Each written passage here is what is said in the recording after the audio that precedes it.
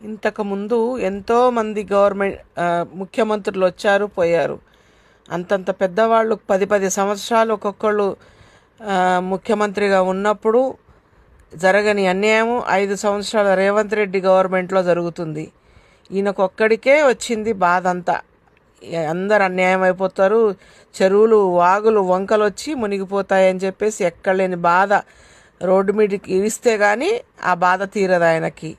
ఇంత అడ్వాన్స్ ఉన్న ఈ సమాజంలో అవి రాకుండా పిల్లర్స్ కట్టొచ్చు కదా. మెట్రో పిల్లర్స్ ఎలా కడుతున్నారో వరదలు రాకుండా పెద్ద పెద్ద ఇంజనీర్లను పిలిపించి ఆ వరదలు రాకుండా ఈ ఇండ్లు మునగకుండా అక్కడ కట్టలు మంచిగా కట్టండి, అందులో ఉపయోగించండి మీ తెలివిని.